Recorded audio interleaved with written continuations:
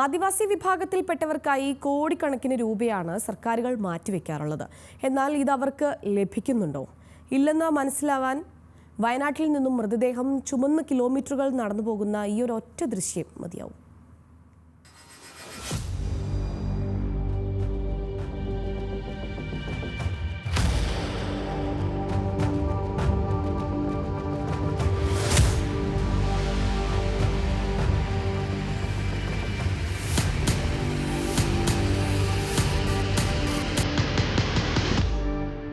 ദുരിതം പേറിയുള്ള ജീവിതമാണ് വയനാട് ജില്ലയിലെ നെല്ലാറച്ചാൽ ചീമ്പ്രംകുന്ന് നിവാസികളുടേത്. സഞ്ചാരയോഗ്യമായ റോഡ് ഇല്ലാത്തതാണ് ഇവരെ ഏറ്റവും ബുദ്ധിമുട്ടിക്കുന്നത്. അടുത്ത് സ്കൂളുണ്ടെങ്കിലോ യൂണിഫോമിൽ ചെളിയാകാതെ എത്താനാകില്ല. രോഗികളെ കിലോമീറ്ററുകളോളം ചുമക്കണം.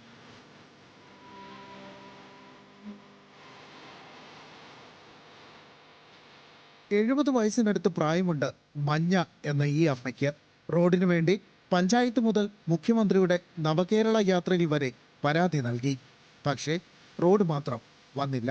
കഴിഞ്ഞ പ്രാവശ്യം എൻ്റെ കെട്ടി ഈ ബിസിനസ്സാണ്.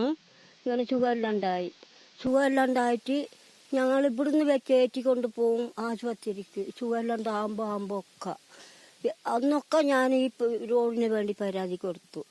എന്നിട്ട് ഇതുവരെ ഒരു കുഴപ്പം ആയിട്ടില്ല. പിന്നെ ഈ കൊല്ലം അങ്ങനെ തന്നെ. ഈ കൊല്ലം ഞാൻ ഇവിടെ ബത്തേരി വരുമ്പോൾ അവിടെയും പോയിട്ട് ഞാനൊരു പരാതി കൊടുത്തു. ഇതുവരെ ഒന്നും അറിഞ്ഞില്ല. പിന്നെ ഇങ്ങനെ ആയിക്കഴിഞ്ഞാൽ പിന്നെ ഞങ്ങളൊക്കെ കൊണ്ടുവന്ന് ഇവിടെ ഇരുത്തിയിട്ട് പിന്നെ ഞങ്ങൾക്ക് നടക്കാൻ വഴി വേണ്ടേ, കുടിക്കാൻ വെള്ളമില്ല. 25 കുടുംബങ്ങളാണ് പ്രദേശത്ത് താമസിക്കുന്നത്. 4 വർഷം മുൻപാണ് മാറ്റിപ്പാർപ്പിച്ചത്. കഴിഞ്ഞ ദിവസം മരിച്ച രാജന്റെ മൃതദേഹം പോസ്റ്റ്മോർട്ടത്തിനും തിരിച്ചു വീട്ടിലേക്കും എത്തിച്ചത് ഈ ചെളിപ്പാത താണ്ടിയാണ്.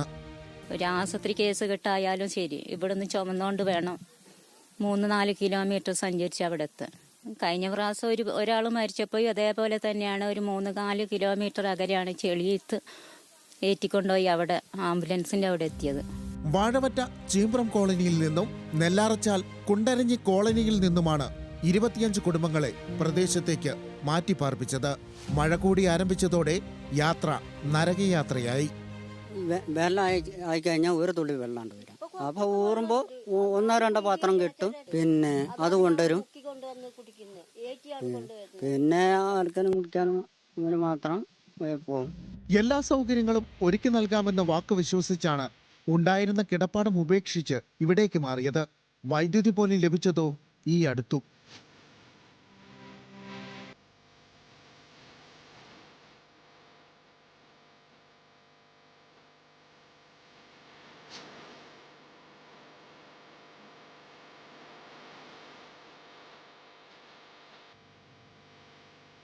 വെള്ളത്തിന്റെ പ്രശ്നം തന്നെ. 4-5 കുഴിയൊക്കെ ഉണ്ടാക്കിയിട്ടാണ് ഞങ്ങൾ ഇപ്പൊ വെള്ളം കുടിക്കുന്നത്.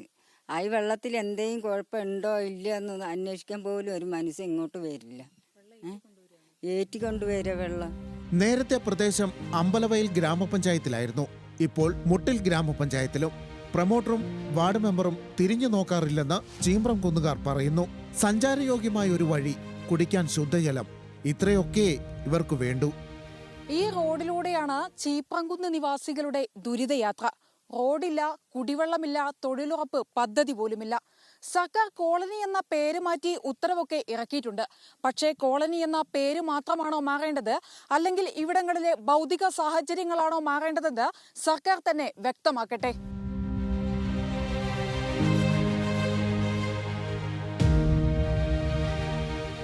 ന്യൂസ് മലയാളം, വയനാട്.